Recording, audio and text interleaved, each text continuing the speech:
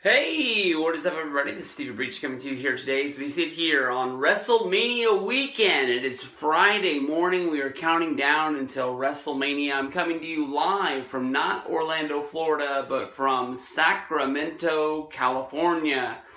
This is the first year since WrestleMania 29 I have skipped WrestleMania. And honestly, I was texting with my good buddies Miguel and Ravi.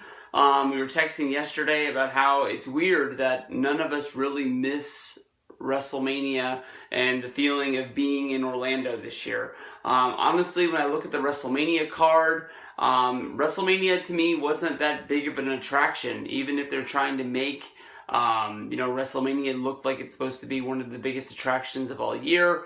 To me, honestly, when I look at WrestleMania 33's card, it reminds me a lot of what just a normal pay-per-view would be. Honestly, I was more excited for Survivor Series and or Royal Rumble. I'm not going to say that it's bad booking or just whatever. I just think that this year just didn't look that attractive.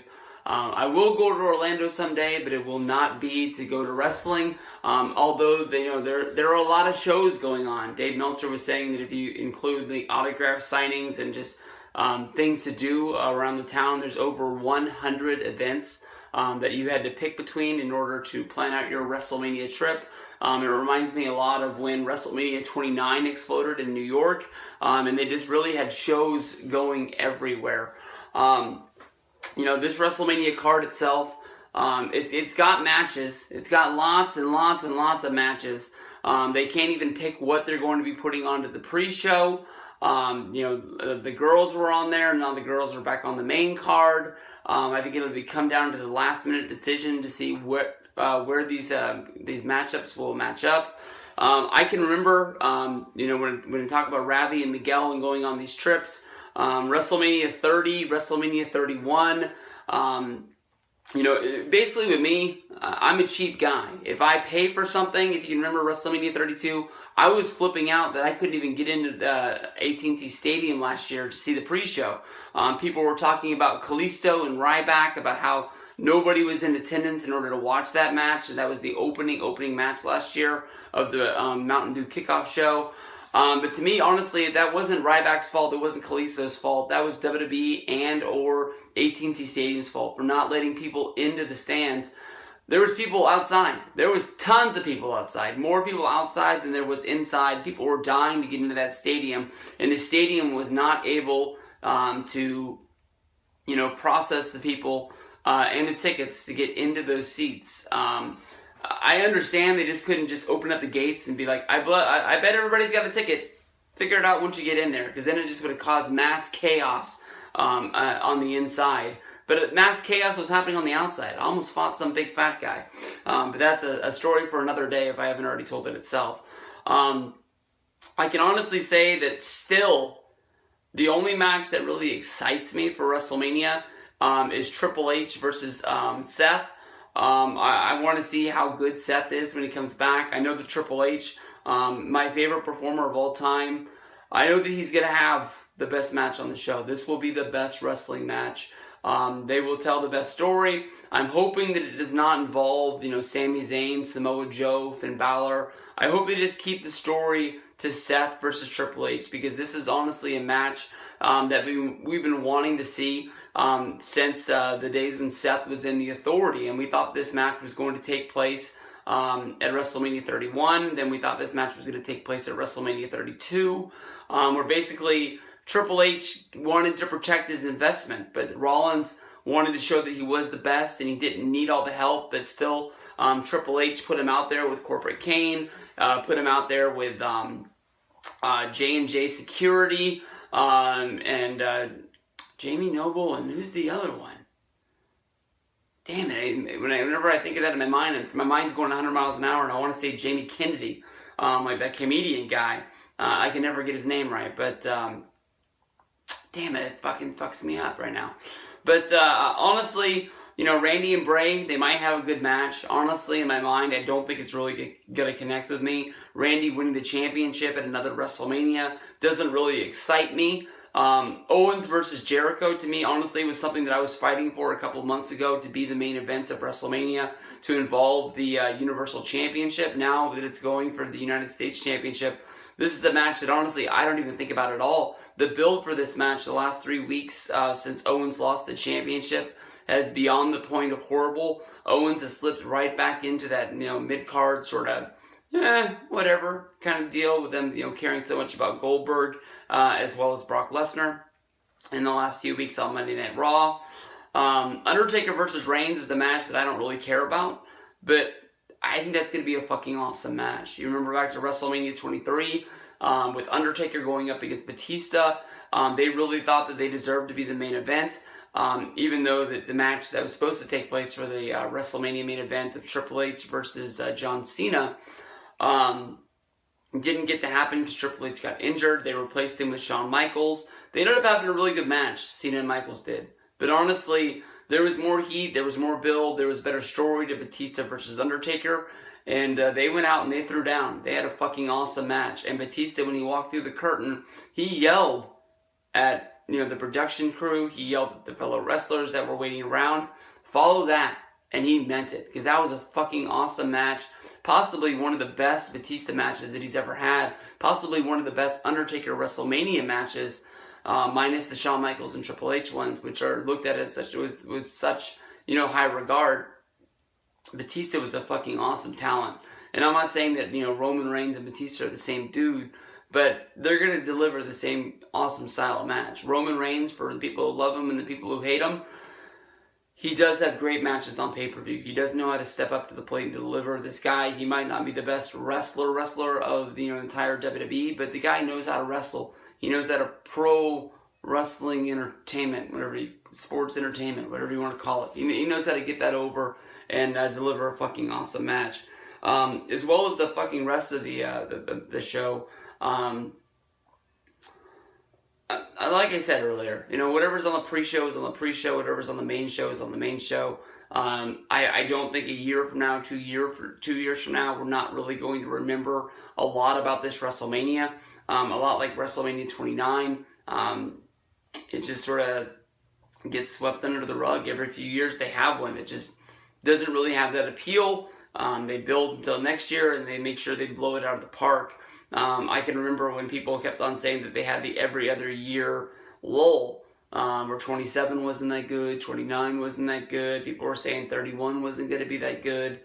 It is what it is. I mean, you take that gamble. You buy those tickets so far in advance. You start making plans for WrestleMania almost a year ahead of time. So we'll have to see. I mean, WrestleMania 34 already has such big, great expectations with it going back to New Orleans so soon. I can honestly tell you that was the best trip we ever went on, so I'm looking forward to it big time. Other than the rumor out there of Roman Reigns versus Brock Lesnar in the main event, there's no way to really predict what's going to be going down on that show. Tag teams could break up and they could fight each other at WrestleMania next year, or they're going to do things where they shake things up with Monday Night Raw and SmackDown and the draft and trades. And I thought we would have at least had a trade by now. All the stuff that they were hyping up with Cesaro wanting to be a part of SmackDown, didn't really want to be a part of Monday Night Raw. They could have done something with that. I know that when Foley got fired, it was right before WrestleMania, so you couldn't change things up too much. But how good would it have been if they wouldn't have done Foley getting fired to kick off Raw, and they would have had where basically Foley was trying to escape Stephanie, and Stephanie was looking for Foley, but Foley was doing things throughout the show to fuck with Stephanie because he knew he was getting fired. Like, he would trade Cesaro and Sheamus to SmackDown and basically get nothing back in return, where he was just screwing them over. Where we know after WrestleMania, that Raw after WrestleMania, they're going to be bringing people up from NXT. They can rebuild the show that way, and his names could be there. There's things they could have done. We'll see. I mean, I remember when they did that, I can't remember when that was before. If it was before SummerSlam or Survivor Series, they did the State of WWE address, where they had, Shane, Stephanie, Mick Foley, and Daniel Bryan all sitting down together, and doing a show live on the WWE Network. And I thought that was going to be awesome. And I think that it honestly really shit the bed, especially with Foley telling all the stories about how good of a person Stephanie McMahon is. Maybe they were trying to get her babyface at the time because her book was coming out, but they'll figure something out. They'll definitely rebuild. I'm going to pack this into redoing the full show preview now that they've changed a few matches. Like they made the Raw tag team match a ladder match, which people think could include the Hardys somehow. You've got the New Day doing 1,000 skits. Triple H versus Seth Rollins was finally announced as a real match. We didn't get to talk about that last week, so we'll rebrand that and stack it all together and see what's going on. See you guys down the road. First off on the WrestleMania 33 experience is going to be the New Day hosting WrestleMania 33. This honestly was announced by TMZ quite a few weeks ago, and to me, honestly, that was a real big surprise. I know that New Day was tag team champions for a real long time, holding the championships and really going through everybody from Cesaro and Sheamus, the New Day, the Dudleys. Everybody got quite a few shots on the New Day, but the New Day was able to keep their title reign moving on down the line before finally dropping the championships to Cesaro and Sheamus after breaking the run of Demolition's reign. Maybe on one hand, WWE feels that we've already seen the New Day against all these other teams. There's no real reason to have them on WrestleMania. But to me, honestly, it's been a WrestleMania, so many times with things in WrestleMania history, things become just year after year. You think we're going to get an Intercontinental Championship ladder match every year. You think that we're going to get a Fatal 4-Way for the tag titles each and every year. It just becomes automatic that when you're building your dream WrestleMania card for a year out, you're going to put it there. I don't know why the New Day is not going to be in there, especially with them having 3 teams battling over the Raw titles, with Guns and Gallows, with Sheamus and Cesaro going up against, who did I just not name? Enzo and Kaz. So maybe they just want to have fresh blood in there. But part of me wonders if New Day is going to be part of something bigger and better. Last year they had the 3-way match, even though they were the champions. They didn't put the championships on the line. They went out there and they actually lost to the League of Nations in a 6-man tag where the League of Nations would then call out any other 3-man tag to come down to the ring and get beat, which was brought out Shawn Michaels, it brought out Mick Foley, and it brought out none other than Stone Cold Steve Austin coming out and handing out a few sweet chin musics as well as some stunners and the Mandible Claw, which led to the Legends and the New Day rocking it out and having a little dance party to end their segment. But they had a huge entrance coming out of the Booty-O's box, which would them later lead to actually getting their own real boxes of cereal. I don't know who would buy a $10 box of cereal, but they've sold tons, and Big E has dumped them golden shower style all over different people on the way to the ring, everybody opening their mouth, trying to get a gulp of some Booty-O's. Why isn't, Xavier Woods or Kofi Kingston coming down with some milk, shotgunning some people out on the way down to get that cereal down? I'm not sure. But FYE made a lot. They've made the shirts. They made Halloween-style shirts. They've made Christmas-style shirts. Definitely there's probably going to be some sort of WrestleMania shirt for the Booty-O's. Last year at the Super Center, the Booty-O's wrestling, it wasn't the cereal yet, but the shirt came in a cereal box, was one of the hottest items that almost every fan was buying at the WrestleMania Superstore. It was one of the things that they couldn't even keep on the shelf. This year, and they've told us all that they've done it all in the cereal game, and they're moving on to ice creams. And this plays off of CM Punk and the whole ice cream bars. Definitely everybody noticed with the Triple H promo on Seth Rollins, talking about that he wasn't going to be able to come back from his injury and be ready for WrestleMania. But, Triple H was putting over the fact that they had first class doctor care to rehab Seth Rollins to be able to come back and wrestle someday. A lot of that promo was like he wasn't even talking to Seth Rollins. He was talking to CM Punk. And I don't know if this is another shot at CM Punk. And New Day is going to be bringing back the ice cream bars. But since then, New Day has gone out and got a ice cream cart. They pushed him down to the ring, a lot like when Dean Ambrose ran to Coney Island, stole the hot dog cart, and then came back and took on the Authority at the end of Monday Night Raw. Some people have been saying that the ice cream cart is a cover for something else. Maybe something or somebody coming out of the ice cream cart. I don't know that it would be a person, because that would have to be a real tight fit for somebody. I did think that it was pretty funny that if maybe Hulk Hogan would somehow be involved with the New Day, because of the whole scandal that went down that had Hulk walk away from WWE / be fired, get his name ran through the tabloids. People have been saying for a long time that Hulk Hogan is going to be returning to WWE, and WrestleMania 33 being in Orlando would be a great place for them to do that. I'm not quite sure what they do with the New Day. I hope that it is a short skit at the beginning of the show. I'm not the hugest New Day fan. I don't want them taking over the whole show, having segment after segment after segment, being involved in something at the end that no one's really going to care about. If you can remember, the only celebrity that they brought in to WrestleMania 28 in Miami was some guy from The Biggest Catch, Deadliest Catch, some fisherman guy. He did some sort of a promo in the back with Mick Foley that meant nothing. It added nothing to the show. It added nothing to anything that was going to happen at WWE in the foreseeable future. And this was the guy that they brought in and had signing autographs and taking pictures with people at Access. Made no sense at all. Why they didn't use, Mike Tyson more during the show or something like that, since he was already there for the Hall of Fame and WrestleMania as well. So we'll see what goes on with this. I'm not expecting much, but something could happen. A lot of question marks around it, but I probably would much rather see New Day wrestle than see them host WrestleMania.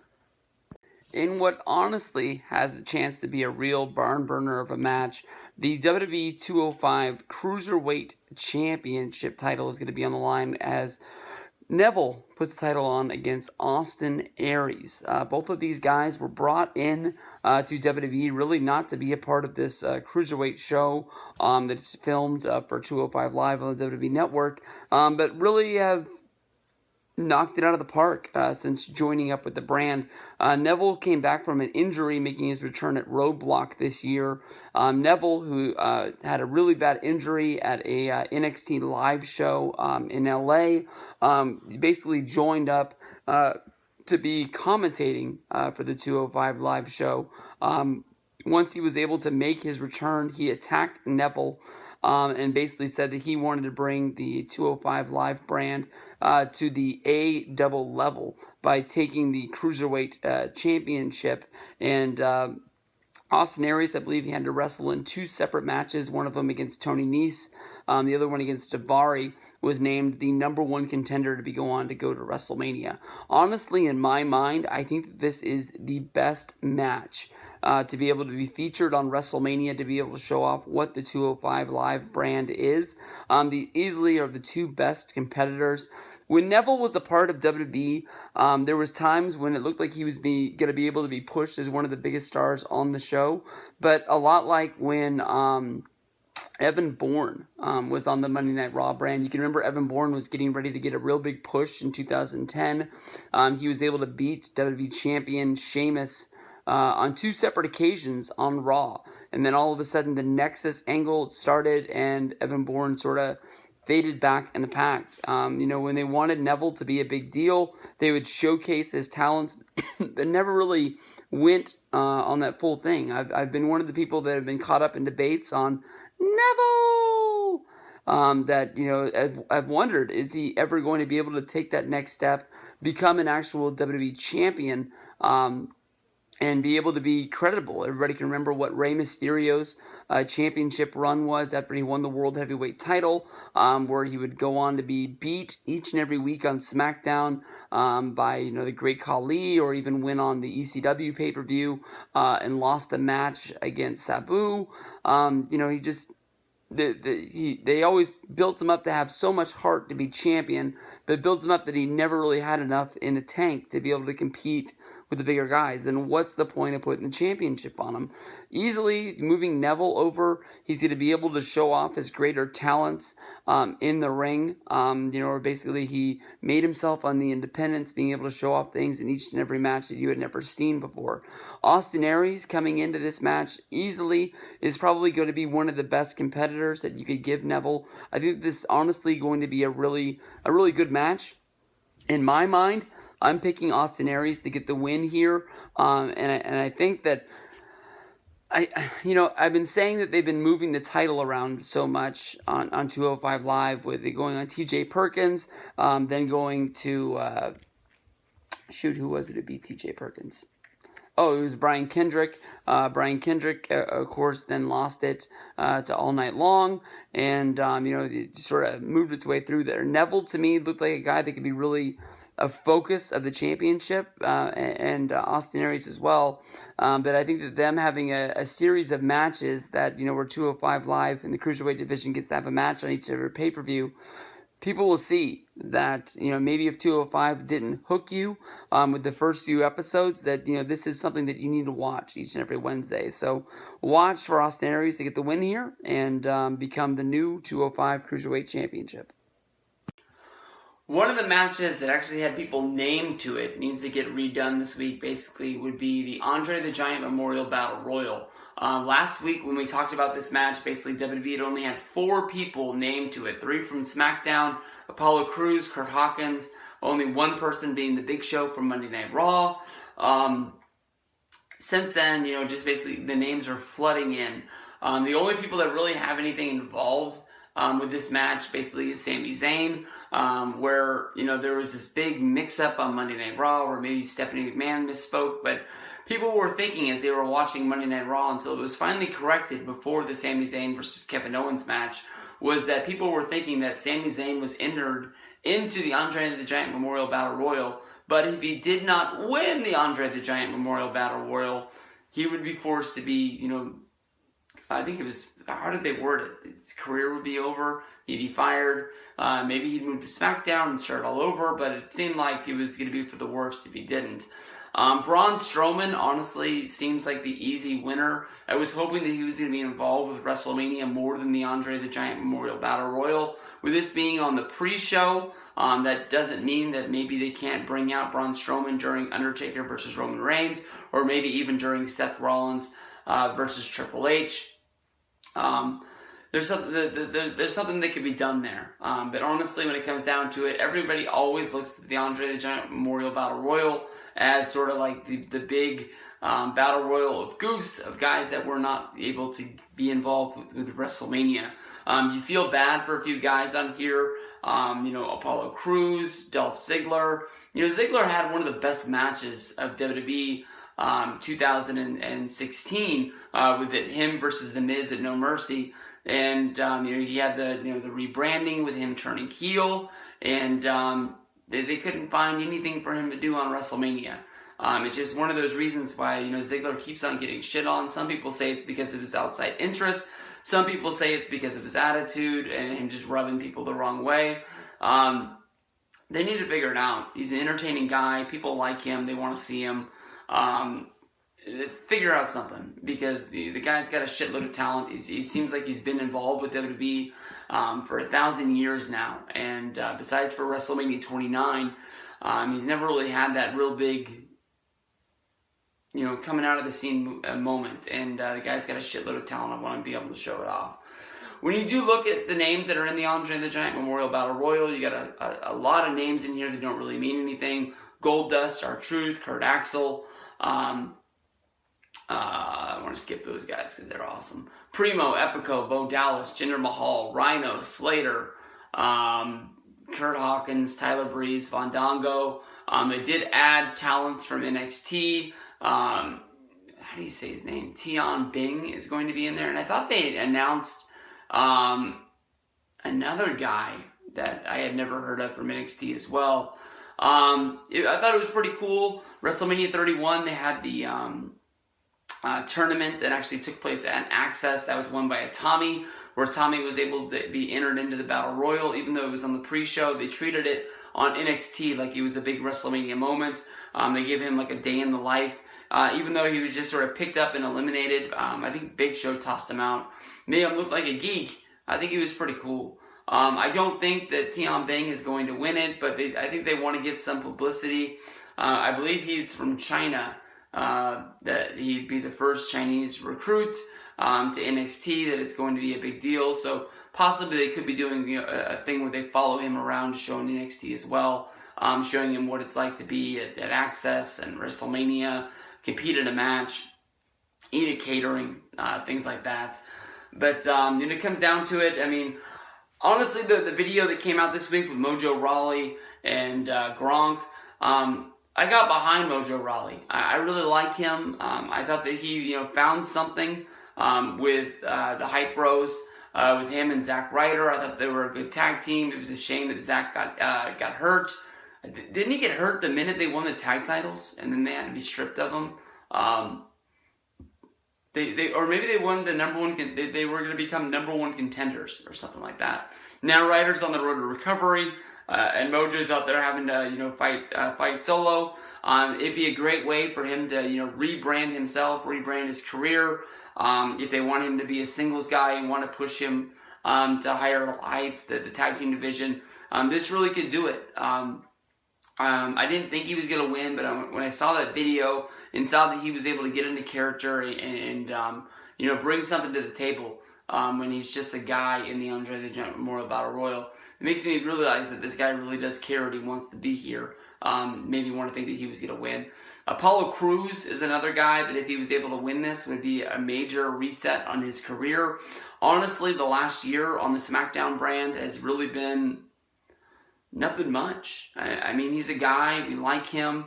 Some people have said that maybe if he does the Roman Reigns deal where he, turns heel, could do that for a while and then could find something to bring him back to the table as a babyface. People would get behind him as the happy-go-lucky, always smiling guy. He brings a lot to the table. I really like this guy. Other than that, those are the guys that I'm rooting for. A little part of me thinks that it'd be cool if Ziggler got the win, but it just honestly isn't going to happen. If I was a betting man, I would have to take Strowman.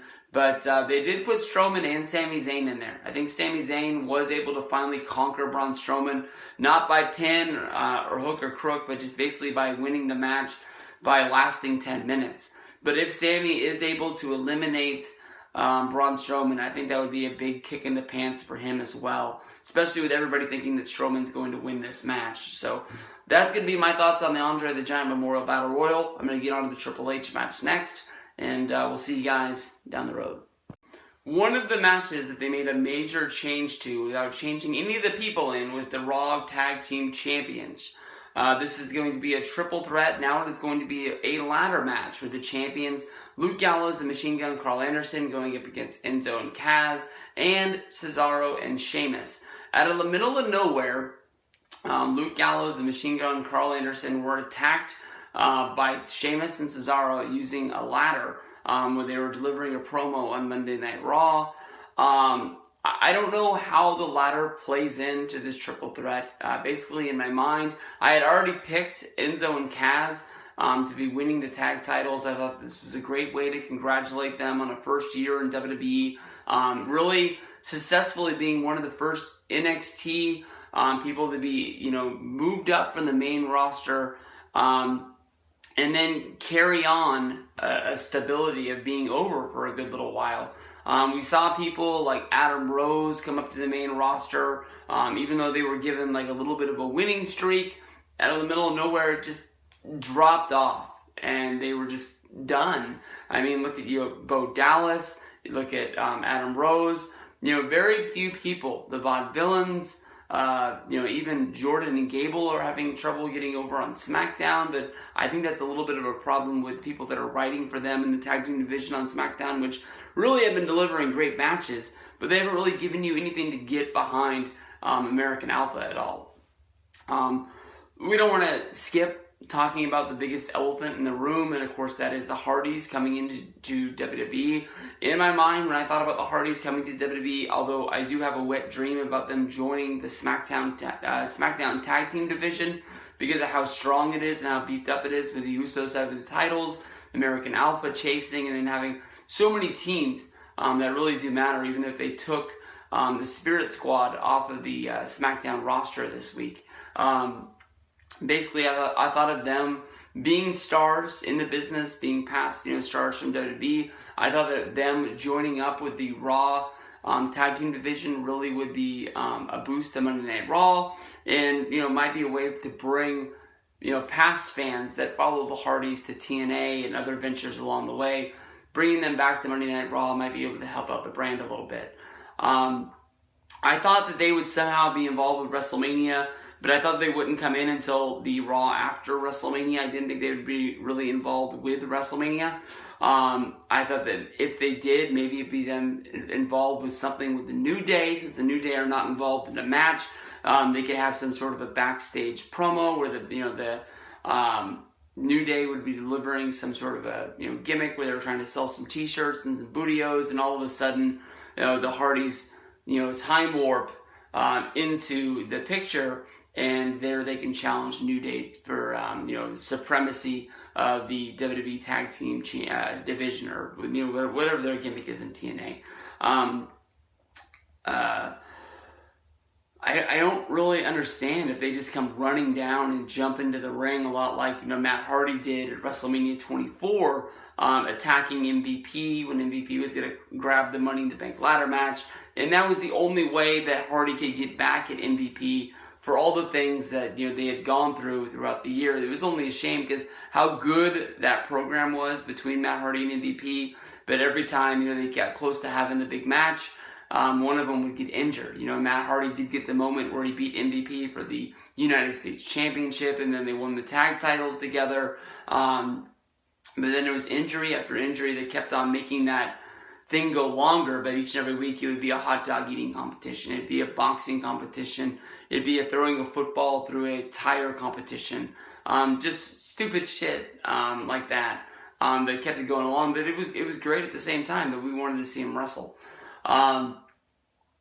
If the Hardys are going to run down to WrestleMania and jump into this match, it definitely would be a WrestleMania moment that I think that a lot of people would really remember, and especially with this not being involved on the kickoff, it'd be something that would live on in WrestleMania history, that they could just bring in people all the time.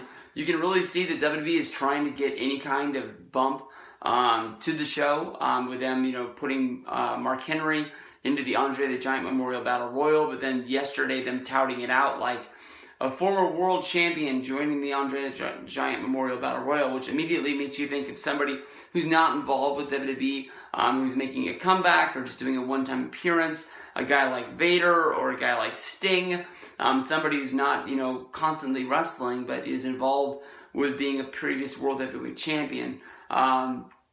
Them putting Mark Henry into the Battle Royal, calling him a former World Heavyweight Champion, you might as well, start talking about Kane and, all sorts of other guys that are on the roster that don't really mean what they must win. Or maybe that's one of the reasons why they didn't want to release Swagger for a week until they really believed that he really wanted the release when he asked for it. Because maybe they were to do the same thing with him and start talking about how many former world champions are in the Andre the Giant Memorial Battle Royal with Mark Henry, with Dolph Ziggler, with Jack Swagger.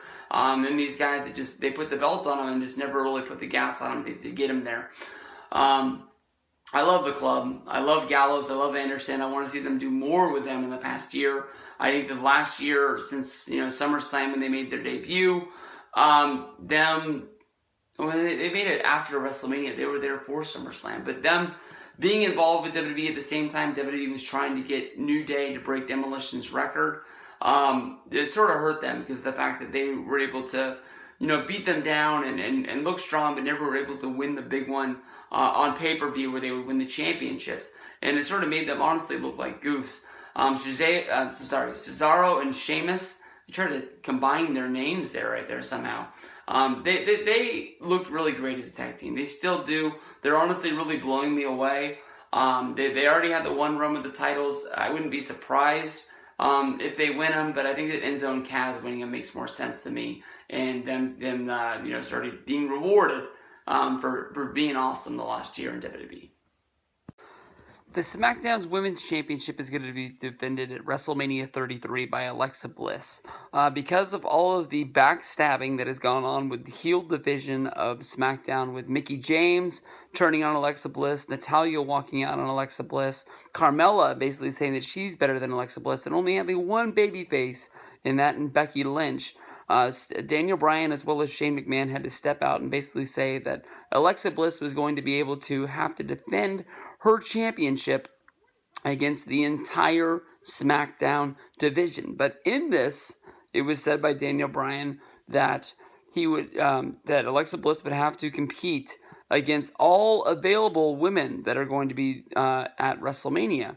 The backstory to this is, of course, that Naomi won the Women's Championship by beating Alexa Bliss in a stunning, I guess you can say, underdog moment with her whole Feel the Glow campaign.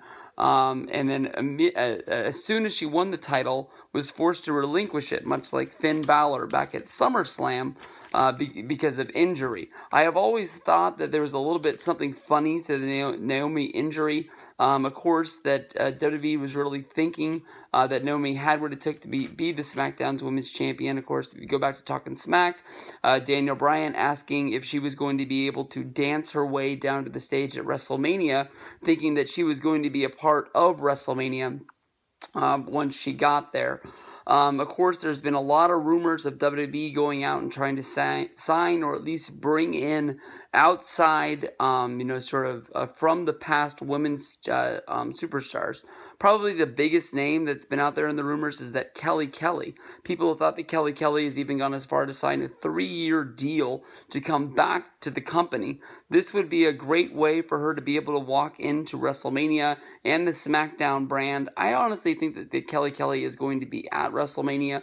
I think that she might be a part of this match. There's no way in hell that I think that Kelly Kelly is going to be coming back to WrestleMania on a 3-year deal. If she does come back for a one-time appearance that becomes 2, maybe becomes 3, I can see that happening, much like the Spirit Squad who came back to SmackDown. No way I think that Kelly Kelly's going to be hanging around WWE for 3 years. She had her run in WWE. She has left. She's gone on to become some sort of a reality television superstar. I honestly don't know if she will keep on going with that, or if the show is even on television. I'm not sure. Definitely with the show not being featured on E and not being a part of Total Divas or Total Bellas, I don't know if she will be featured on her show with wrestling. I don't think that they would want 2 different competing reality shows to be there, but maybe if that show did get canceled, was no longer on, I think it was called Wags or something like that, or maybe I'm getting it completely screwed up. 9 out of 10 people won't even know what I'm talking about, or if I made a mistake. But if that show was canceled and is no longer on, hell, maybe they could do something where Kelly Kelly could be brought into the company and then put on to Total Bellas, seeing how she does have a friendship with Maryse. They've been featured in a lot of Instagram photos, even when both of them weren't in the company.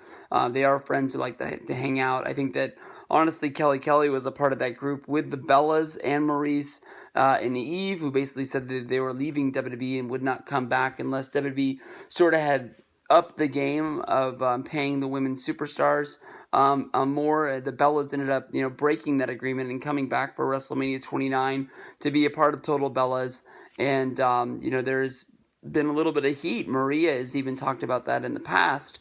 But Maria is somebody who could be brought into this match. Asuka is somebody that could be brought up from developmental onto the SmackDown brand, and this would be an easy way to ease her way in. Hopefully they use Asuka just as strong as she was in developmental. I don't want her winning every single match and going on a Goldberg-style streak when she makes it to WWE. That's something that they always do with people from NXT, is they bring them up to the main roster and they go on this 3 or 4 month long undefeated streak. they get built up to the point of now how are they going to lose, and it's almost like they can't lose because they've been built up so strong in the past. I would love to see Alexa win this match. I would love to see Mickie James win this match and have a WrestleMania moment after being gone since WrestleMania 26. Becky Lynch or even Carmella have this. This is one I don't really have a prediction for as of right now. But, check back with me later. I'm sure that I got to make a pick. But as of right now, I got to say I'm in the corner of Alexa Bliss keeping the championship. Hey, what is up, everybody? We're back at it yet once again. Wearing the WrestleMania sweatshirt today, not wearing the DIY shirt backwards. I honestly had no clue. It will go down as one of the biggest bloopers in Stevie Breach history. But I told you it was going to take a little while to get through all of the WrestleMania matches. Made videos for a good little while yesterday before I burnt myself out. And we're going to go at it, and hopefully we can finish it today. And it's not a three-day ordeal. But we'll kick it off with the Intercontinental Championship match. It's going to be Dean Ambrose coming into WrestleMania as the Intercontinental Champion, taking on Baron Corbin. Baron Corbin, honestly, debuted last year on the main roster, winning the Andre the Giant Memorial Battle Royal. They've hyped him up. They've put the burner on him and heated him up. They've cooled him off. They've done everything with him this year. Most notably, probably his feud with Dolph Ziggler. Where honestly they went back and forth. They traded matches back and forth. One of the matches ended with, I believe, Baron Corbin getting kicked in the nuts for a disqualification. Corbin was able to win the feud against Ziggler, and then Ziggler magically was the #1 contender for the World Heavyweight Championship at SummerSlam. Didn't make any sense. Lost the feud, granted a title shot. Ambrose on paper had one hell of a year. He's coming in off of a match against Brock Lesnar last year at WrestleMania, which honestly was hyped because of the fact that it had Brock Lesnar in the match. But the match wasn't that good. Brock didn't give Ambrose anything. He might as well not have had a match on the show, in my opinion. They hyped up the fact that Ambrose was going to be bringing all sorts of weapons. He found a way to break out those weapons. Didn't really add anything to the match. Brock just totally squashed him. I honestly am not the biggest Ambrose fan, but was saying that Ambrose needed to win that match because of the fact that we thought that we were going to get Ambrose versus Reigns as a feud coming out of WrestleMania last year. We didn't get that, but Ambrose went on to win the Money in the Bank at the Money in the Bank pay-per-view, and at that same show, cashed in, taking the championship from Seth Rollins. It was a cool moment. All three Shield members held the title on the same day. Roman Reigns bringing it in, Seth Rollins beating him, and then Ambrose cashing in against him. But even then, Ambrose was sent to SmackDown.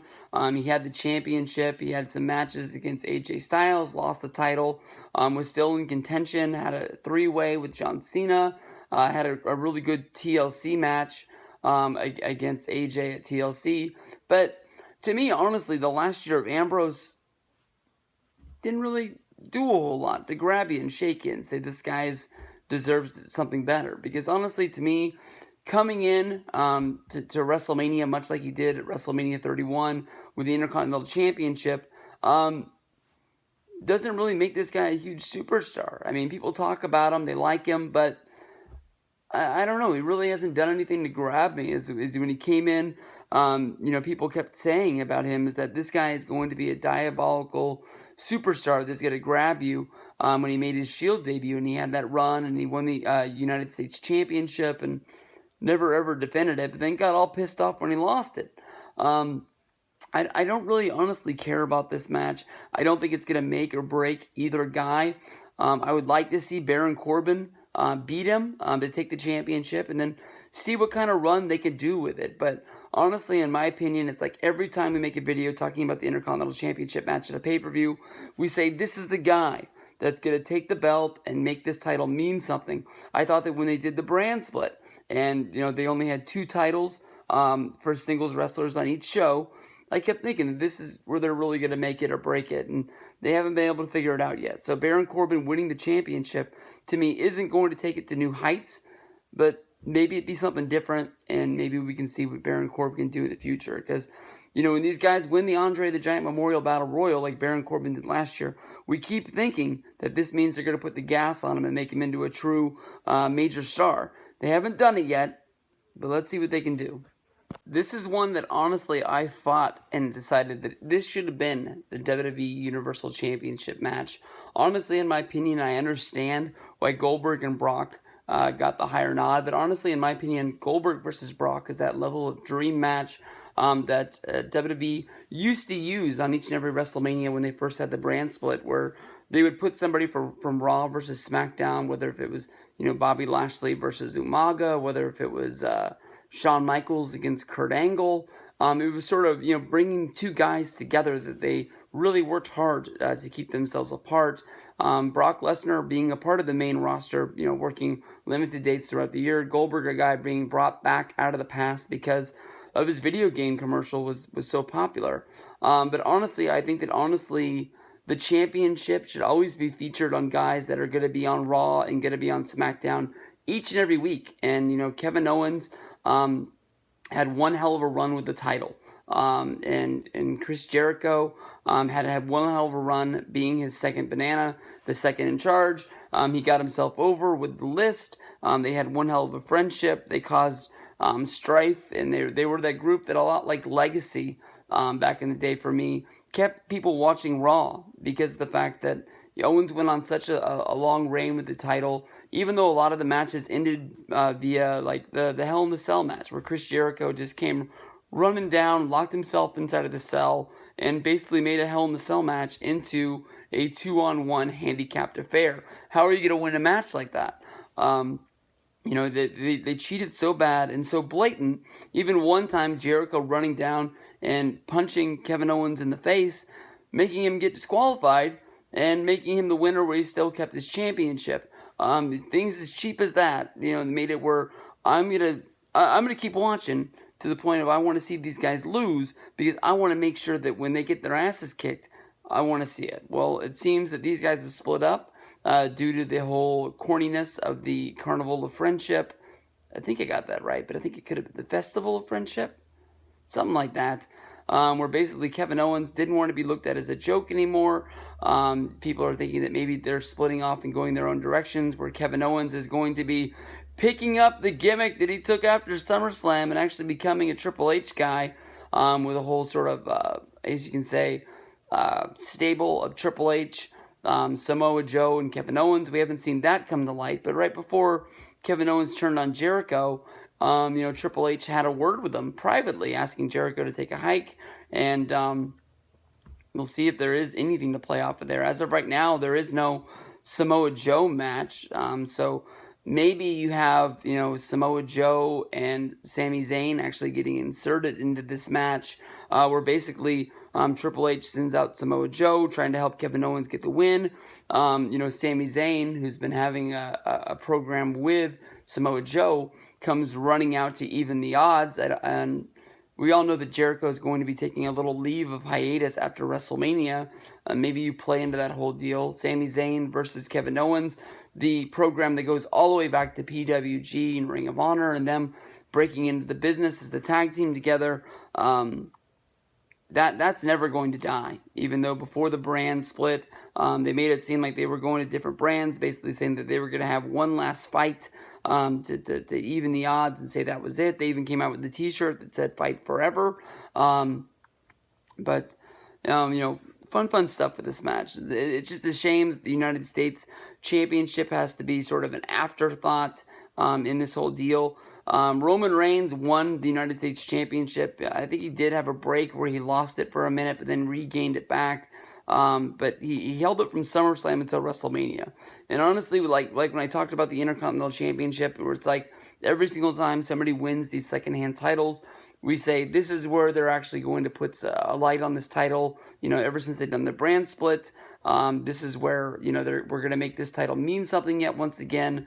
To me, honestly, I thought that this match was going to be in the top 3 matches of WrestleMania because of the fact the Universal Championship is going to be there. Now, with it only being a United States Championship match, I don't think it's going to get dropped to the pre-show, but I don't think that it's going to have a prominent spot on this year's WrestleMania card. Even though these guys were heavily featured in the main event each and every week of Monday Night Raw, this belt has made this match sort of unforgettable, or I guess you can say forgettable. I think maybe I said that wrong. But, this should have been a much higher deal. And I think that if the United States Championship wasn't featured in this match, it would be higher. I'm going to take Kevin Owens to get the win here. It's a shame that he has to drop from being United States. He has to drop to being the United States champion. But, fun stuff should come out of this match. And we'll see what happens at WrestleMania 33. All right, here we are. I thought we were finished, but somehow I skipped one of the matches along the way. This ends up being the Raw Women's Championship.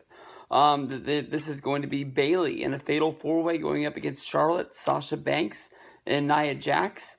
Honestly, in this match, it sort of seems like everybody has a chance to win this ordeal. I was really one of the people that really believed that Bayley getting her moment at WrestleMania this year would have sort of been a great way to end Charlotte's streak. Just like they've done every single time with Charlotte. Bayley was able to beat her on Monday Night Raw. And when they announced that match, and the way they hyped it up like it was going to be the main event, I think they telegraphed it, that Bayley was going to win the title that night. We've seen a lot of things during Bayley matches, such as Sasha Banks having to interfere, causing those victories, which has led to this fatal four-way. The one surprise is how Nia Jax snuck into this match. When we were talking about the proposed, leaked, whatever you want to call it, rumored WrestleMania 33 card, this was booked as a fatal four-way, and Nia Jax was nowhere in the title picture. She was just still just sort of squashing people left and right. She had a win on the Royal Rumble pre-show. She ended up getting beat on the Fastlane pay-per-view by Sasha Banks in non-dominating fashion, where Nia beat her up for the whole entire match, and then Sasha just happened to roll her up at the end. At Fastlane, we also saw Charlotte lose that pay-per-view streak that was touted out by WWE for so long. In the end of things, to me, honestly, I don't want to go as far as to say that it was just as, important as the WrestleMania streak for The Undertaker. That was something that I never really bought into until he lost it. I remember battling back, saying that it never really made sense how Undertaker could win at WrestleMania each and every year, but then he could show up and lose at Extreme Rules or SummerSlam or Bad Blood or any Judgment Day. It's sort of any pay-per-view along the way that just didn't really have that big of a feeling to it. Undertaker can lose those matches, and it nobody ever bats an eye. It is what it is. They go on, they fight another day. But because of the fact he won at WrestleMania, a streak that was sort of brought on accidentally, it meant something. But Charlotte losing the streak, now she can just go on and be like every other girl that's on the roster. At least she had something special where you knew on a pay-per-view she was going to step up to the plate and she was going to dominate. I think right now, as if Bayley's already had her moment in the sun and she's already been champion, I can cross her off the list. I think Nia Jax is somebody who's not going to win the title at WrestleMania as well. Can cross her off the list. So when it really comes down to it, I look at it as this is basically a matchup of Charlotte versus Sasha. Seeing how Charlotte was able to get the best of Sasha in their last ordeal, and I don't think they've had... Well, I know they had that one match on Raw, which sort of a lot of people thought didn't really mean anything. But at the end of the days, when somebody puts together a Charlotte versus Sasha best of, or a match compilation of everything they've done in their career, that's going to be an important one that you have to book in, because that helps set up this year's WrestleMania match here. So I'm going to take Sasha to win this here. I know that when she's had her runs, she's had sort of like Mick Foley-like runs where she's won the belt on Raw and then lost it at the pay-per-view. So she's got 2 runs. I doubt she has more than 30-day title reigns when you add them up both combined. So I wouldn't be surprised if we're moving towards Sasha being the focus point of the Raw Women's division. And then we'll see where they build from here. Now we're moving on to the big 4 matches of WrestleMania 33. This one is going to be AJ Styles going up against Shane McMahon. AJ Styles was pushing and pushing Daniel Bryan and Shane McMahon to try and put him in the biggest match possible at WrestleMania. He was honestly hosed out of the WrestleMania co-main event. He had wrestled on SmackDown and won countless matches to become the number 1 contender for the WWE World Heavyweight Championship. And every time he won a match, whether if it was co-winning the Battle Royal or beating Luke Harper, things kept on coming up where Randy Orton would say, hey, I am the true number 1 contender because I won the Royal Rumble. That was forced Randy and AJ to have a match. Randy Orton came out on top of that match, only for AJ Styles to come into the back, throw the biggest hissy fit in WWE history, getting up into the face of Shane McMahon, basically saying that he was robbed, and this is not how you take care of your best superstar on your best show. And AJ has done everything to put SmackDown in the light of not being the B brand anymore. I think AJ has gone out week after week having great matches, whether on television or on pay-per-view or even carrying the house show market, showing basically that WWE messed up a couple of years ago and they passed on him when TNA let him go.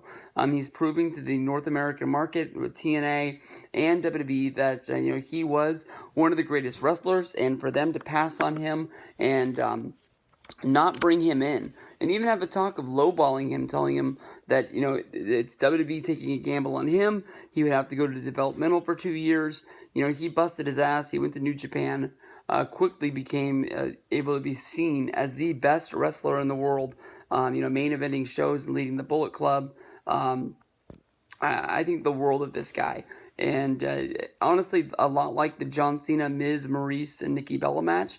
This is one that honestly, when I first saw it, I groaned about it a little bit. I think that honestly, when it comes down to it, this match needs to tell a story and does not need to go out there and try and be the quick, high-flying, let's see how many spots we can get in 10 minutes sort of deal.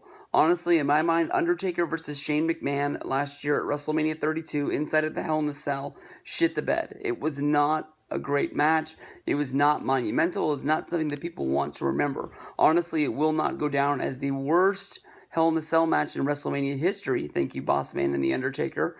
But it is honestly going to be looked at as more than likely a very, just didn't mean anything match to the show at all.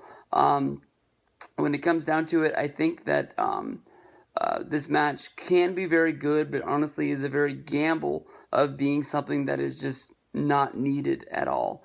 I do like the argument that was made that, when you put AJ Styles against Shane McMahon, it does give him a better match than, what else was out there. I mean, trying to do some sort of co-branded SmackDown versus Raw. You've got AJ Styles, you've got Samoa Joe, you've got Sami Zayn, you've got a few guys that as of right now that are looked at as a higher talent than the Andre the Giant Memorial Battle Royal, but nothing really that would have, I made a video a while back when it was rumored that they were going to do AJ Styles versus Samoa Joe, and one of the reasons why I really wanted to have that match was the comedy for the hardcore fans that AJ Styles and Samoa Joe busted their ass in not developmental, I apologize, I screwed that up. They busted their ass in TNA. TNA's second home is Orlando, where they film their television week in and week out in the Impact Zone. And here they are coming back down for WrestleMania 33 in Orlando in their own backyard. Basically TNA gave both of these guys the boot. Samoa Joe honestly did ask for his release, but that was only because before the Beatdown Crew, Samoa Joe really wasn't doing anything. And even in the Beatdown Crew, Samoa Joe was the second banana of that group. And, you go back and you remember that first Bound for Glory challenge where throughout the tournament, Samoa Joe ended up with -5 points. I don't think he won a match the whole time. And a guy like Samoa Joe is one of their, he was honestly one of the most popular guys. Easily one of the best wrestlers they had. And for no apparent reason whatsoever, they just had him lose week after week after week. Samoa Joe is a great champion. He had the great run against Kurt Angle. Maybe one of the things that hurt him more than anything else was Kurt Angle coming into the company and then rushing into the Samoa Joe versus Kurt Angle feud. That did give TNA a boost to lifting them up to where people on the outside were looking in. But honestly, bringing in Kurt Angle, they could have been doing Kurt Angle against anybody, and people would have been watching because that's how popular Kurt Angle was at the time, and people were so surprised that he did make the jump to be there. Honestly, Shane and AJ have already done the table spot with Shane McMahon jumping off the top turnbuckle, going through the table. So I don't know if that means they take that spot away from WrestleMania, but it sort of leaves it to me as what else are they going to be able to do? The backstory to this whole deal is that before this match was named, Daniel Bryan fired AJ Styles. So as of right now, is AJ Styles a free agent? Is he able to leave? Is he just basically showing up on SmackDown each and every week because of the fact that he's been challenged by Shane McMahon to have a match? Because I haven't really heard anything of Shane telling Daniel Bryan or Daniel Bryan himself pulling that back or maybe even firing. Maybe they'll just say it's worked into the contract if they end up doing a contract signing on SmackDown this week, because this is a big match that people are going to be talking about. So, it's been talked about for a while that AJ will end up on Monday Night Raw because of how good he really has been doing. And I don't want to say that WWE's doubted him, but he's been blowing expectations away. Each and every show, he pushes himself higher and higher up the card. And he had his championship run. He lost it at the Royal Rumble. I would have loved for them to do John Cena versus AJ at WrestleMania. Even do the championship change there, meaning where John Cena took that 16-time reign, tying Ric Flair at WrestleMania, meaning that means something more. Definitely Rick could have been there. They had one hell of a match at the Royal Rumble. I'm not going to take anything away from them. But maybe they're thinking that, tying Ric Flair's record is not as great as beating Ric Flair's record. And maybe that'll be WrestleMania 34 after they do the match made in heaven versus the match made in hell, where, John can get married to Nikki and on the same card, get the 17-time championship before taking off and go doing this pistachio commercials and, the movies and television shows and all that other stuff. So we'll see with this one. Definitely it deserves to be in that top 4 spot, but this is one that could really, break the mold for WrestleMania moments, or it could be honestly really one that just WrestleMania letdowns that just didn't give us what we were looking for. All right. Here we are. This is my main event. This is the biggest match of WrestleMania. Triple H versus Seth Rollins. This is honestly a match that we've been waiting for, I believe, 2 years. It was rumored that it was going to take place at a Survivor Series. It was rumored that it was going to take place at WrestleMania 31. It was rumored that it was going to take place at WrestleMania 32. And we never got a chance to see it, but it was always in the back of our minds. This is a match that we wanted to see.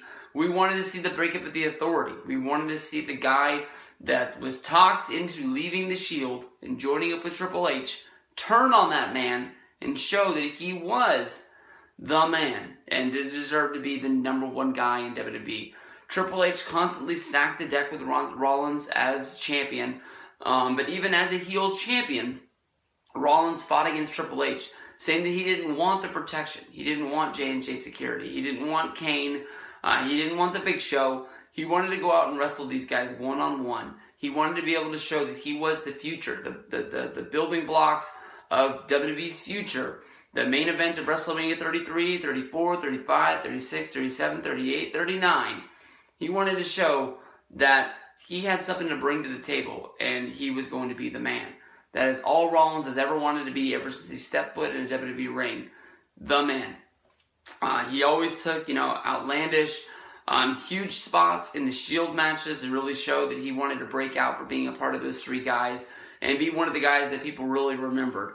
When the Shield debuted on that Survivor Series show, when they came out and took out Ryback and helped CM Punk, people immediately took to Seth Rollins because of him being Tyler Black in Ring of Honor. People immediately took to Dean Ambrose because of his past in the Indies. Roman Reigns is a guy that they saw on NXT, but sort of thought that maybe he was a man of mystery, that they didn't really know what it was supposed to be. The Shield kept on going and going, winning and winning, having big matches. When after Payback, when Rollins turned on the Shield and joined up with Triple H. He would go on to win the Money in the Bank. He would go on to hold that Money in the Bank forever. He would go on and capture the title at WrestleMania. His career kept on growing and growing. And then last year, as the champion before Survivor Series, it's been debated if he was going to lose that title to Roman Reigns or not. I honestly thought he was going to lose that match. But before it could happen, he blew out his knee in a match against Corporate Kane. I think that match happened like in Germany or something like that. Everyone's seen the video. Whether if you saw it online when it first happened, or you saw the WWE 24, or Rollins doesn't have a DVD yet. Rollins doesn't have a DVD. It's coming soon though. I'm pretty sure that we'll get one. But that was basically Rollins in a nutshell. He came back. He won the championship, lost the championship. It was getting built up, and in that attack that was leading towards, I believe, him versus Samoa Joe at Fastlane, and then him versus Triple H at WrestleMania. His knee got blown out again, and people didn't think that we were ever going to get this match. This is the one match that honestly I care more about than anything else on the card. And I can honestly tell you that last week, maybe it's because there were so many matches on the show and I did so many videos in the course of 2 days to talk about every match on WrestleMania, I didn't even realize that I didn't even talk about it. Because WWE didn't have it up on the show WrestleMania show page because it hadn't been announced as a match because they had signed the contract. Because in storyline, Triple H doesn't want himself and or WWE to be hurt with a lawsuit because Triple H really believes that he's going to take Seth Rollins out and he's really going to injure him. This is going to be a good match. I mean, this is going to be a fucking awesome match where they beat the hell out of each other. I could easily see, Samoa Joe being involved in this match, maybe even Finn Balor being involved in this match. I can honestly beg that they just lead this to a one-on-one. I've been waiting for this match for so long that I think that the two of them can really go out there and have an awesome match. To me, WrestleMania 26, Triple H versus Sheamus, that was a great match. Didn't really have the biggest storyline of all time. Didn't really think that would be the last time Triple H competed at WrestleMania as a full-time competitor. But of course, then he would leave, start taking the office job more serious. He would come back at 27, 28, have awesome matches with The Undertaker. You can debate against, whether if the Triple H versus Brock match at WrestleMania 29 was good or not, especially debated the fact that Triple H should have beat him. That's the match that I even forget that Brock, when I think of the Brock Lesnar losses in WWE, I don't really count that one that much. I can remember the Goldberg one. I can remember the Undertaker one. I can remember the John Cena one. But even the Rollins cash-in, you sort of count that. I mean, I guess he's only lost 5 matches in WWE. Got eliminated from the Rumble. Count that one. There were 30. The match against Daniel Bryan was the match of the night, even though it was the first match and wasn't the match that Bryan won the championship. When I think about Bryan and 30 winning the championship, I think about the Triple H match. 31, the match against Sting. It was cool. It was smoke and mirrors. It was the Monday Night Wars with NWO versus DX. There was more to it, but that was still one of the matches that I remember. WrestleMania 32, Triple H against Roman in the main event. It was possibly my last time ever seeing Triple H wrestle in the main event. So that's one thing I remember. So we all know that Triple H knows how to wrestle. We all know that Rollins knows how to wrestle. They're going to come together. With them being involved with each other for so long, we know that it's going to deliver, be an awesome match. I love Triple H. If I never see him win another match, I'll understand and I'll be happy. I'm picking Rollins to win this one. And hopefully get that career started, and hopefully no injuries between WrestleMania 33 and WrestleMania 34. I would love to see Rollins be one of the guys who wrestles in the main event next year. Not really hyped about Brock versus Roman. We all know that Roman versus Seth will always have a chemistry. They'll always have that story behind them because of everything that they've been involved with the Shield and coming up through NXT together. But to me, honestly, I know people really want to see. They finally got it this year at Battleground, I think it was. The 3-way of the Shield with Rollins, Ambrose, and Reigns. to see who was going to be the champion heading into the draft. Or maybe it was after the draft. I can't remember, because I remember that Ambrose celebrated with Shane McMahon after he won that, so he was already a part of SmackDown. So however that works out, but I think that honestly, if I wanted to pick what my WrestleMania main event would be next year, I think I would want Reigns versus Rollins. Even though people will, boo, Roman Reigns. I think that might be one of the biggest ones, with actual people that have their foot stuck in the ground in WWE that aren't going to be leaving.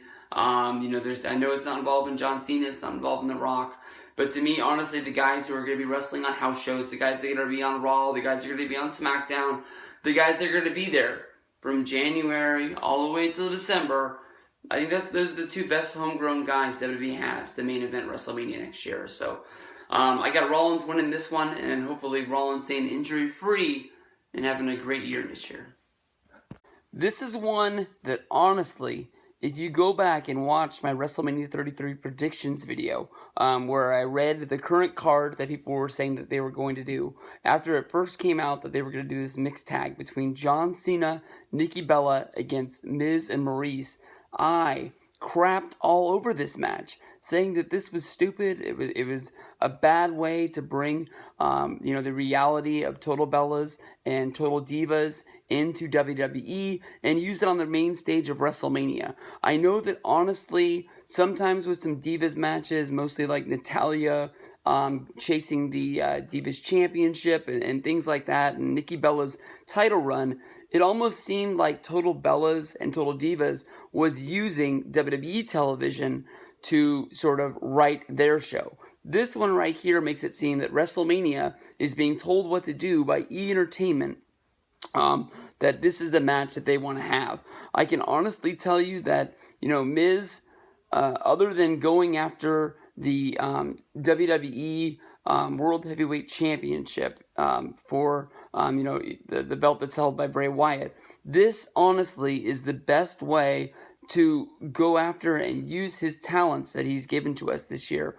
Miz needed to be rewarded with a huge match. Honestly, there's people that crap all over Miz's 2010 WWE Championship run, where he main evented WrestleMania 27. He became an afterthought of Rock versus Cena, building up WrestleMania 28. But honestly, to me, I think Miz was awesome during that run. And I understand that, when most guys, they have their run with the championship, they got to be, sort of have the gas taken off them a little bit. Because new, fresh guys, especially at that time when they only had one championship belt, they need to be, brought back and mixed around and things like that. Miz honestly felt like he fell further and further down the card. He became an Intercontinental champion. They put Ric Flair with him. They tried gimmick after gimmick. They gave him Damian Sandow and made him into a tag team.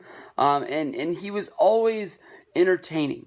But honestly, the way that Miz has turned this Hollywood gimmick into being sort of a straight out shoot that he is a real wrestler, that he's entertaining. He is everything that WWE asks him to be, but they're not giving him the right things. Putting Miz against John Cena is almost the same way that they're saying that the AJ versus Shane McMahon match is the best way to congratulate AJ and put him into a high caliber match. I honestly wouldn't have turned down seeing AJ versus John Cena yet once again, even if it is the fourth time we've seen it in a calendar year, because of the fact that it is on the WrestleMania stage and special things happen when guys have great matches at WrestleMania, and it's matches that people honestly really want to remember. But I give it up to Miz. This is honestly the biggest match that they can put him in.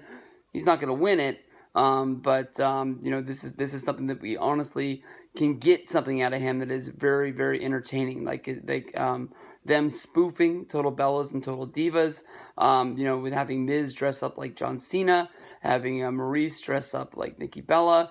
We even have Tyler Breeze running around like Nikki Bella. But really, really fun stuff here. The stuff that Miz has been spitting about John is honestly the truth. And it's a lot of behind the scenes sort of things where we've seen Nikki Bella honestly go out and people are like Carmella are delivering promos against her. She's basically said that, it doesn't matter what you say, as long as people remember it and people think it's real, that's where the money's at. That's where people are going to believe that we're crossing the lines of what is WWE and what is real life. And that is what's going on into here. Definitely Nikki and John, they don't care what people have to say about them, just as long as they can go out and have a very entertaining match. The question mark about this match is Maryse. Maryse honestly hasn't had a match since I can honestly guess 2010 when she was the Divas champion on SmackDown. I always thought that Maryse was honestly a very entertaining, very good wrestler in the Divas thing. And then all of a sudden one day she was on Raw. She did the head flip when she got into the ring. Somehow that made her faint. I don't know if she suffered a concussion from whipping her head around or whatever it was, but I always thought she was a good wrestler. And I know that wrestling has changed in the women's division. Now they're not divas anymore, and they have a more real, I guess you can consider, style of wrestling. But I know that she still knows how to do it. I mean, that's what she was trained for. I think she came from Deep South. I'm not sure if she went to FCW or not. I think she debuted on the main roster before they had moved there, but I could be wrong. But this honestly is going to be a barn burner. The whole deal where we discuss, is John going to propose to Nikki once the match is over? It makes sense if it is going to happen. It's very funny. If you actually go to the listing on WWE.com under WrestleMania.com for this match and read the, I guess you can say the Facebook comment section at the very bottom, there's people who are debating about John debating to Nikki if it's going to happen or not. And these are real life wrestling fans that are honestly debating about if this is the right way for John to do it. Getting engaged is not a very public thing to do. It's supposed to be a very intimate, private thing. And here they are. They're going to be doing it on WrestleMania, which millions of people are going to be watching, as well as showing it to 1 million people on Total Divas as well. Honestly, who knows about Nikki and John? What's real? What's fake? The whole Total Divas thing is that we've been building it up for however many seasons this show has been going on.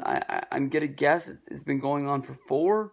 I think it debuted around SummerSlam 2013, but it could have been 14.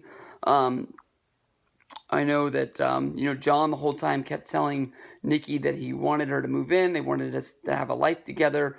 But John was not looking to get married. John was not looking to have children. And that was something that Nikki really wanted to do. Sometimes it's actually been a line in the sand that needed to be discussed. That was the whole ending point of season 1, is that, was Nikki going to break up with John over the fact that this is going to happen? Who knows? John could become one of those guys that, they get engaged and just think that is something that's going to keep a placehold on the relationship, and still is thinking that maybe this is something that'll make her happy, but is never looking to actually set the date and have them get married. Who knows? They could get married at WrestleMania 34. They could do a whole play on the SummerSlam 1991, the match made in heaven and the match made in hell, where John has to compete in a match against Dolph Ziggler.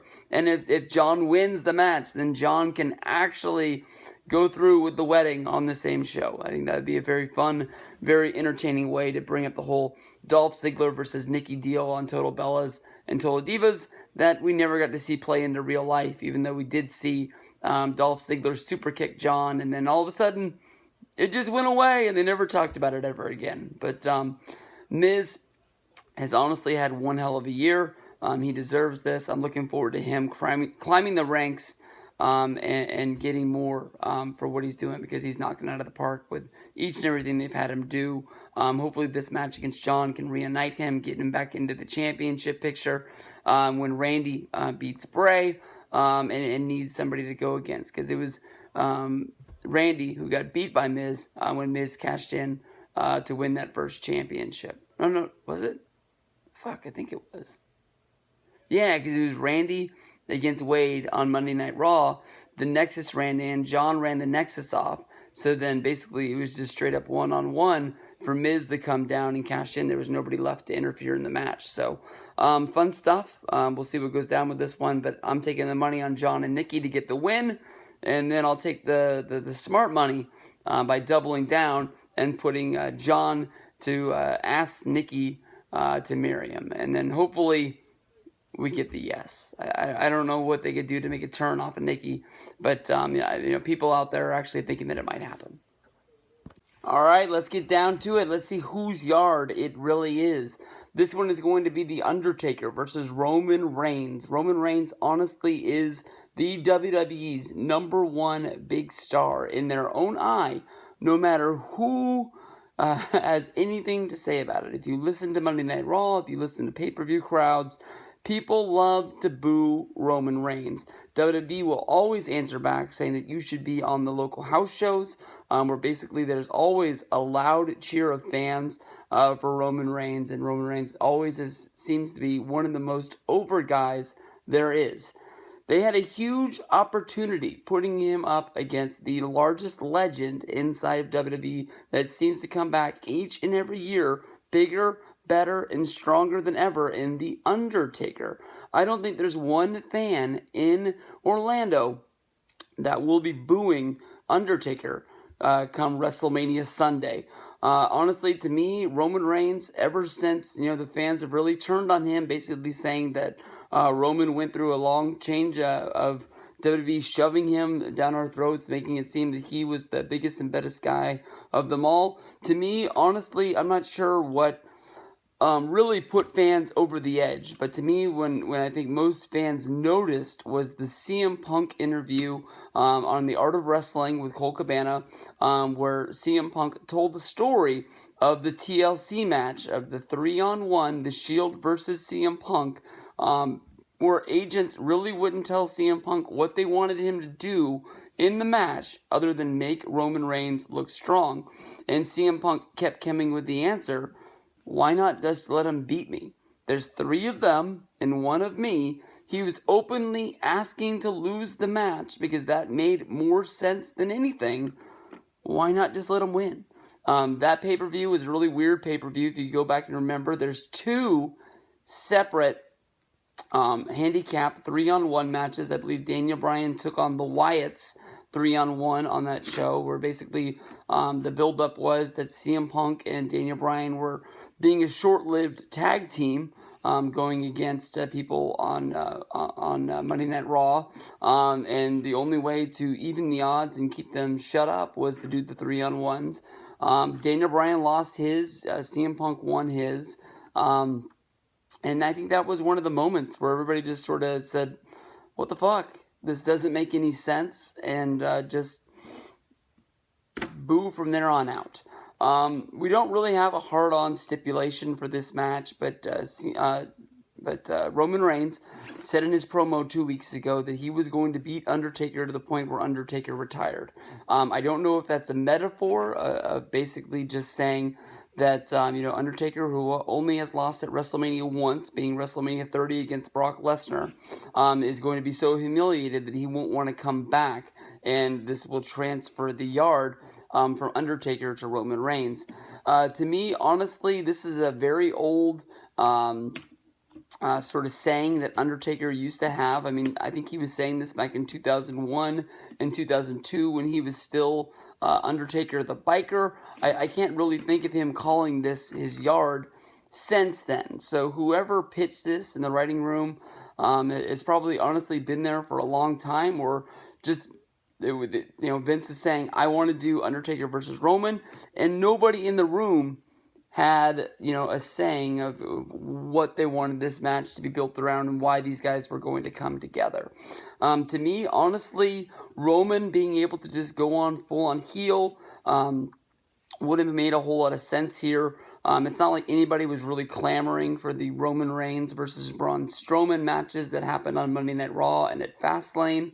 But it doesn't make any sense, especially for the push of Braun Strowman. Braun is a guy that has been, beating guys mercifully left and right. He did not lose on Monday Night Raw the second time, but he definitely was being set up to lose before Undertaker come out. This week on Monday Night Raw, definitely we're going to be getting some sort of a face-to-face. They're probably not going to have them touch in WWE's the last show before WrestleMania, the go home show. Sort of tradition of not really giving anything away for free, making you want to see WrestleMania. But Undertaker is taking a spear. Roman Reigns is taking the choke slam. It's hard to pick against Undertaker at WrestleMania. But, it's one of those things where he's already lost the streak, so it's not there. If you go back and you watch my WrestleMania 32 predictions, I'm sure that I predicted Undertaker to lose the match against Shane, because it was Shane. But because this is Roman Reigns, because this is The Undertaker, I can't pick against Taker in this match at WrestleMania. It makes more sense for Undertaker to beat Roman. It's sort of, once it's all said and done, extend the hand, Roman Reigns in defeat, be able to take the gesture from Undertaker as a sign of respect, knowing the Taker's not going to be around. We didn't see him as much as we saw him last year. We saw him show up on SmackDown. We saw him a few Raw appearances, but it's not like he was doing the whole Brock Lesnar tour like he was doing a few years ago with the SummerSlam match in New York, the Hell in a Cell in LA, and then I think that Survivor Series was in Atlanta, but I'm not quite sure. But if they do the handshake deal, I think it's sort of cheap if they do the heel turn there, where Roman would sort of do the Chris Jericho WrestleMania 19 thing and just sort of kick Undertaker in the nuts. They could do that, but to me, honestly, if they wanted to get this match more over, it would make more sense if they would have done the heel turn on the way, so that way he could have beat Undertaker and then taken the rub from beating Undertaker and moving that forward into the next few pay-per-views and making him the biggest, baddest dude on the block. It could go either way, but I'm picking Undertaker to get the win here, and show the sign of respect to Roman and WWE, hoping that is what's going to take for get him over with the fans. All right, this one is going to be the main event of the evening. WrestleMania 33's main event is going to be the Universal Champion Goldberg going up against Brock Lesnar. And here we are, we're probably going to talk about this match longer than this match is actually going to happen inside of the ring. WrestleMania 20's event, they honestly had a good style match. I want to say that it went about 10 minutes. I haven't watched it, honestly, in a really long time. But in that match, basically, it's very famous because of the fact that crowds in Madison Square Garden turned on this match. Huge. Nobody wanted to see this. It was well publicized in mainstream news as well as wrestling news that Brock Lesnar was leaving WWE due to the fact that he didn't like the travel and felt that he could maybe make it playing professional football, and had an open invitation from the Minnesota Vikings head coach Mike Tice at the time to try and play on the line for the Vikings. He went to open tryouts. He did not make the team, but honestly did stay with the team longer than many people thought he was going to make it. From there, Brock went back to wrestling, as well as, I believe, trying to get into professional boxing before settling down on MMA, which then launched him into UFC, which then brought him back to WWE. Goldberg's line basically was the day that WCW closed, he was called by Time Warner and offered a buyout on his contract, where I believe they offered him less than 50% of his deal, where he basically told Time Warner over the phone to go fuck themselves. Goldberg would wait until the deal finally ended up and then signed a one-year contract to work for WWE under the understanding that he would be having a lot of wrestling matches with The Rock. The Rock came in, they did the one match right off the bat, ended up being the only match that they would have. Because at the time, Rock was splitting time between WWE as well as making movies in Hollywood. Rock's career really started to take off, and Rock wasn't seen that year until WrestleMania, when he came back to do the match, him and Mick Foley against the members of Evolution minus Triple H. Goldberg's year in WWE without The Rock basically was not what he thought he was going to be out to be. He battled Triple H, on screen and off screen, as well as Vince McMahon, to the point where the contract was over. It wasn't even negotiated if Goldberg would come back again. WWE didn't want to have Goldberg. Goldberg didn't want to have WWE. And they both went their separate ways. Goldberg, of course, would live on making television shows about, cars, I believe, for the Speed Channel, as well as a podcast for Podcast One, where I don't even know if he still makes it anymore. I can honestly tell you that I don't hear commercials for it. I don't hear hype about it. All that I know is that from the people who gave it a chance, basically were hoping that Goldberg was going to talk about wrestling, and he never talked about wrestling. It was almost like for Goldberg, it was a sore subject that nobody wanted to bring up. But there was always that rumor that would pop up that Goldberg was wanting to wrestle one more match to be able to show his kids what he had done, what made him famous, and basically what was paying the bills. Goldberg always did, autograph shows where he would reach out to the fans, and he was always a really nice guy.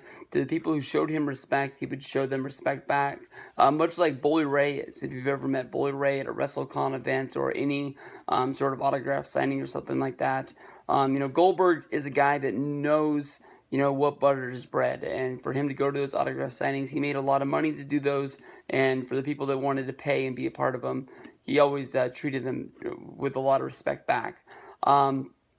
Goldberg got the chance to do the video game commercial, and then from the huge video response to the video, Vince realized it might be time to bring him back, and when they brought him back, it was a lot bigger than I think WWE even thought it was going to be. They thought that maybe this would be something that they could build Survivor Series around as a one-off.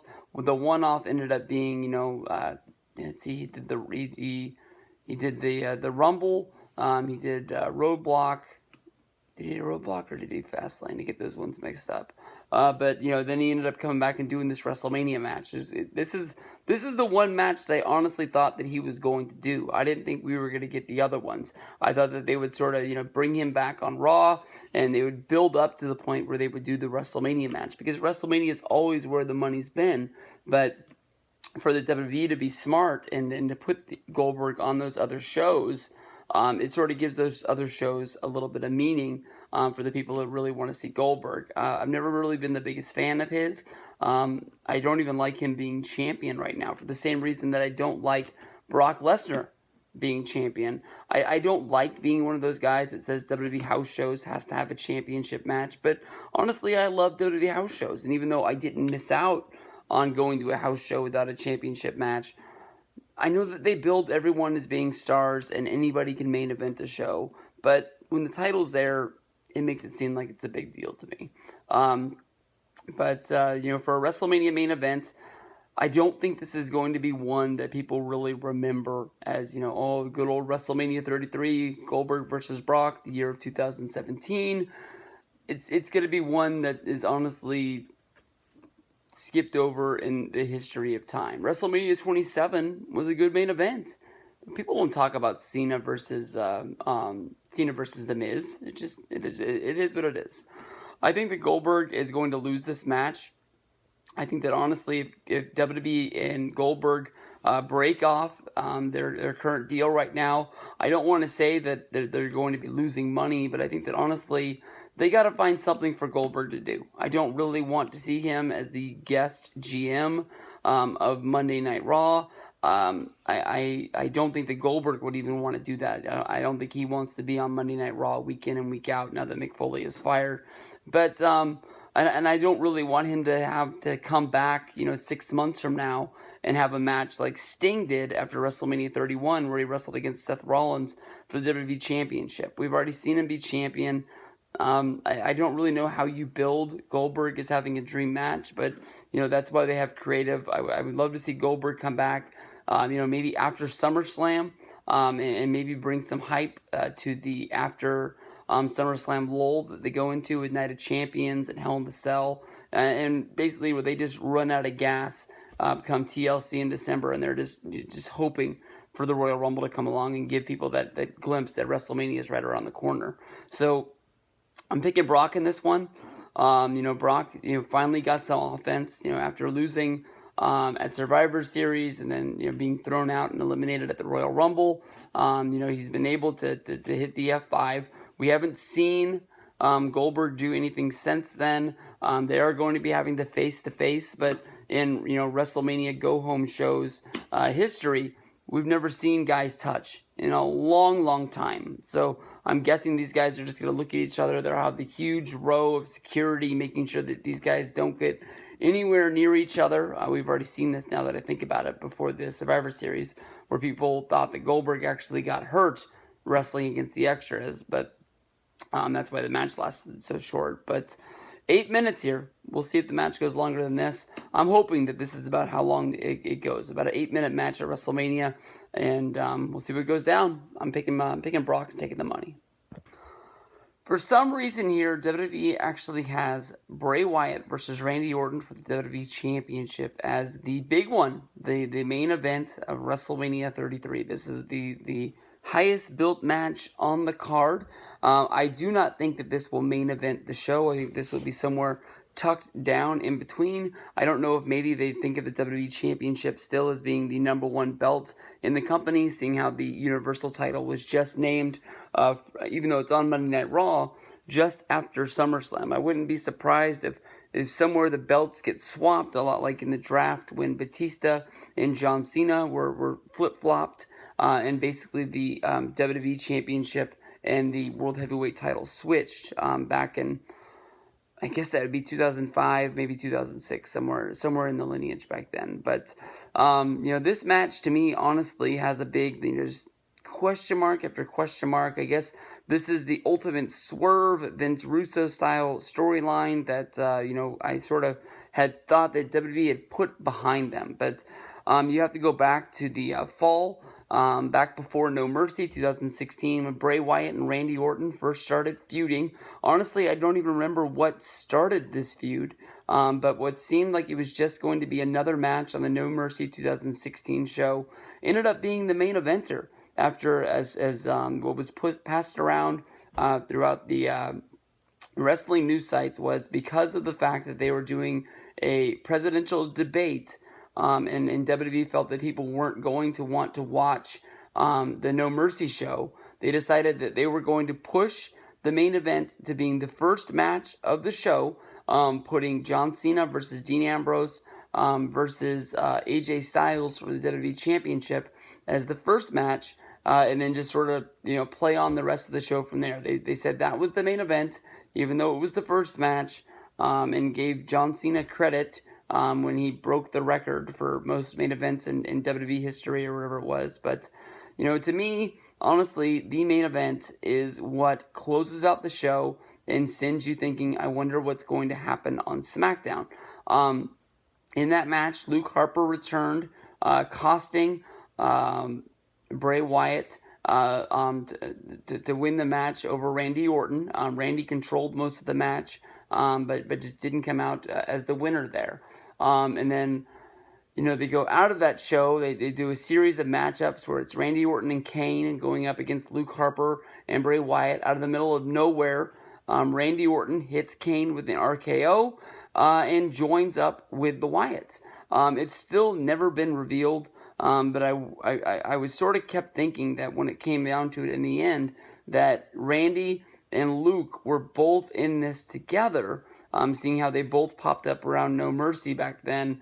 But, since then we've seen Randy and Luke Harper fight, and I guess that wasn't just them play fighting and going back and forth at it. They were really going, and it was only Randy who had the master plan, I guess you can say, to take down Bray Wyatt by burning down the house. And that's what happened, is they won the tag team championships, and after losing them, everyone was entered into the Royal Rumble, where Randy Orton came out on top. For me, as soon as Randy won the match, the announcers were talking about the fact that Randy Orton had been freed. He was no longer under the spell of the Wyatts, and they kept going with the storyline, with Randy showing up on SmackDown, basically saying that because of his alliance to Bray Wyatt, he was not going to take the championship shot at WrestleMania. And to me, that was sort of like somebody came up with that in the meeting, for SmackDown. All of a sudden, they're like, oh, it's a good idea. Let's write that in. Even though you go back and you watch the Rumble and you see that celebration, Randy is nowhere under the spell of anybody, and he's just doing full-on babyface responses to everything that's going down. And to me, it was honestly like he was never fully fledged into playing that character. And I don't know if that's what the character was or what, but that's why I still don't buy into it till today. Because of the fact that Randy turned down the shot at WrestleMania, Bray Wyatt gave him the keys to the castle where he would show up the next week and burn the motherfucker to the ground. And that was supposed to kill off Sister Abigail, which gave the powers to Bray Wyatt. But much like, with WWE and the history of The Undertaker, even though the urn is destroyed, there's always a way to go back in history with Marty and Doc McFly and, save the urn and, just sort of keep the storyline going. They're not going to kill off Bray Wyatt.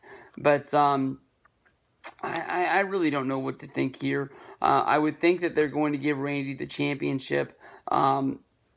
Every time Randy's in the title picture, it always seems like he hasn't had the title in such a long time. I would love for Bray to get the win. When Bray won the championship at Elimination Chamber, there were so many people who were thinking that this is going to be a huge moment. This is going to be the full-on, push of Bray Wyatt that we've been waiting for. I think he's been in the company for 3 years, and it almost seems if Bray never was able to win the big one. I know that, in past videos, I've been corrected when I say, sarcastically, that it seems like Bray never wins pay-per-view matches.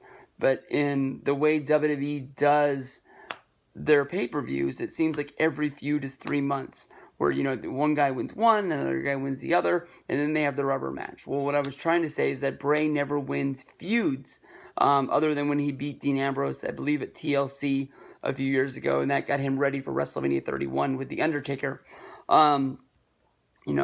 Bray's got big moments, and you can tell that WWE thinks that Bray is the guy that they really care about, but they're never able to push him over the hump and make him into a major superstar. I'm not going to say that Bray Wyatt beating Randy Orton is going to go back and erase WrestleMania 30, which I believe is a place where they drew the line in the sand and then said that Bray Wyatt is a star, but Bray Wyatt is not that big of a star. When Bray didn't beat John Cena at WrestleMania, that is something that we could point back to in history of time and say that Bray won a big match. That was a huge match. That was the biggest match he'd been in at that time. And possibly even today, that's possibly the biggest match that Bray's still been into. We've seen Bray go at it, with The Undertaker. We've seen it go at it with Undertaker and Kane. We've seen him have big match after big match and feud after feud. But that match against Cena, I think, is what made or break his career in WWE. I want to see him win, but to me, honestly, to make the prediction, I think that Randy's going to win, and Randy's going to win the title. And I don't know where they go from there, other than having rematch after rematch with Bray Wyatt. But if Randy comes out with the title, I'm not quite sure where they go from there. I would love to see Miz get a shot, like I talked about in the John Cena video. But that being an end to WrestleMania is a little bit weird to me. So I'm not quite sure what's going to close out.